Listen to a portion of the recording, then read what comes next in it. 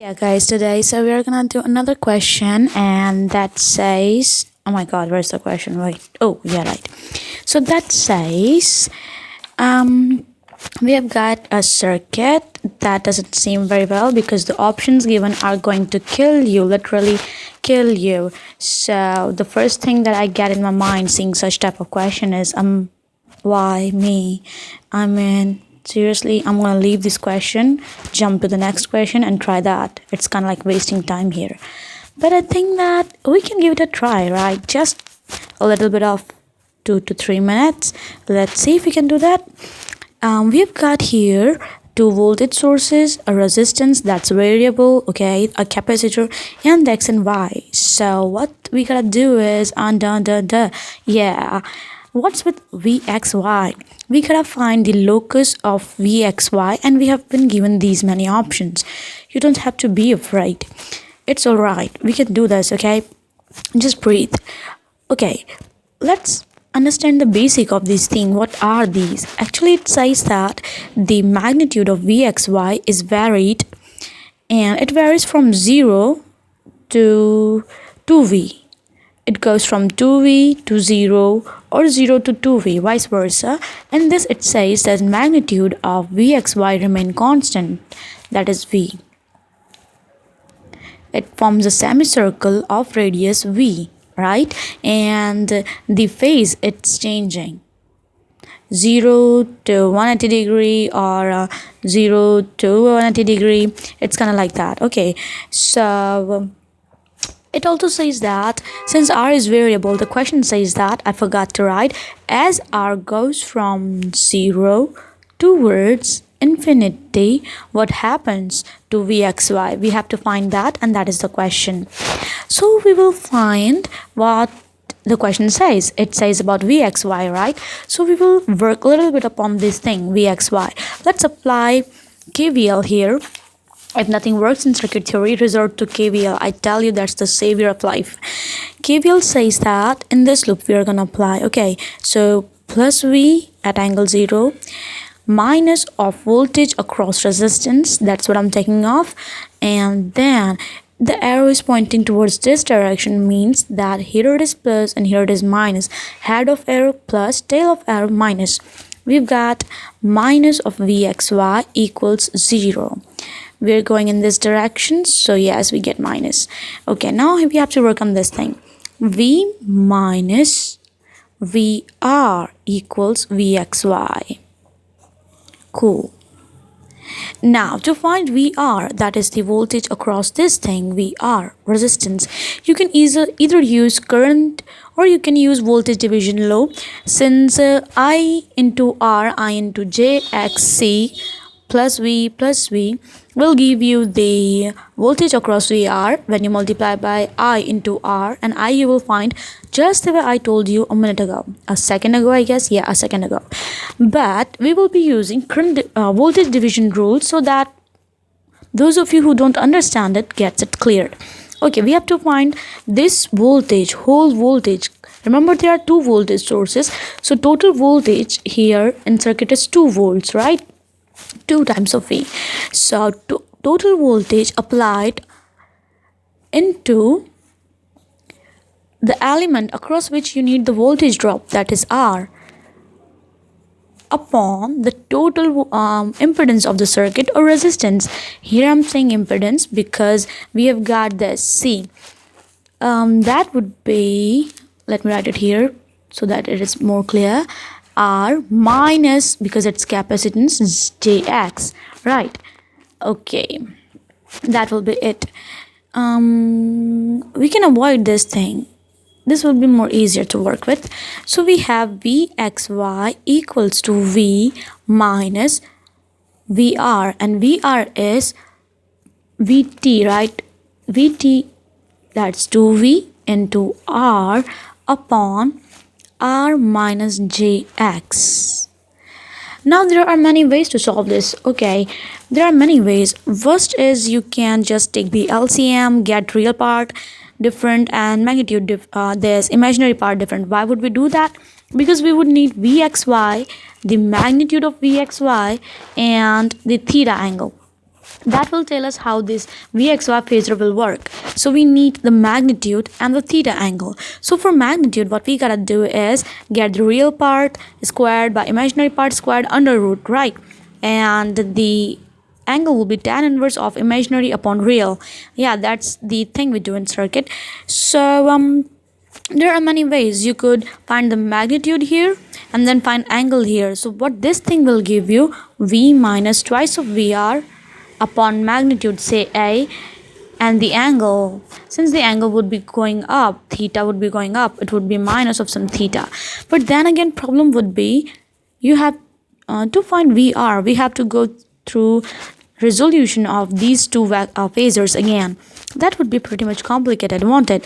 Because you will get the real part again, then imaginary part, then you add the real part, then imaginary part, then find the angle and the magnitude. That will cost a lot of time investment. So what we do is we just take LCM. Let's go with that. V into R minus J, V into X minus of twice VR. In denominator, we are left with R minus JX. So that would give us minus of VR minus of JVX upon R minus JX. And then we have got the magnitude and angle. Now we can find magnitude would be V under root R square plus X square. It would be VR whole square plus this thing whole square. V would be common and it can come out, right? And this thing have R square plus X square, right? And the angle would be tan inverse. Now the main part, minus of X upon R. Here for numerator, angle would be tan inverse minus of Vx upon minus of VR. This is very important. Now even if you cancel this minus, it would be a little wrong because we are talking about angles here. I'm sorry, it was to be underrooted. Okay, so what we have got so far is V and then angle problem. Angle is tan inverse of minus tan inverse of minus X by R. Don't forget the minus and don't cancel them, they will cause trouble. And theta and minus X by R. I'm sorry for the noise behind me, I live in a very populated city and the rush never stops. So yeah, minus minus, we have plus minus plus minus, these are the x's. Okay, let's say X or R, it doesn't matter, Y, X, it really doesn't matter. So minus minus, it's like this. So angle is lying in this area, right? Even if we find theta, it would give us this theta. But the true angle is pi plus theta, right? So what we do is pi plus tan inverse of X by R. This is the theta, right? This theta. But the actual angle is pi plus theta. That's a little bit of trigono, I know, but you've got to remember that little bit of concept, basic concept. Then we have minus of tan inverse. Now you see it's minus X by R. So this angle is kind of like minus, that is perpendicular by R here. This is minus theta, right? And in fact, if you go for a little bit of inverse trigonometry, you will realize that these formulas.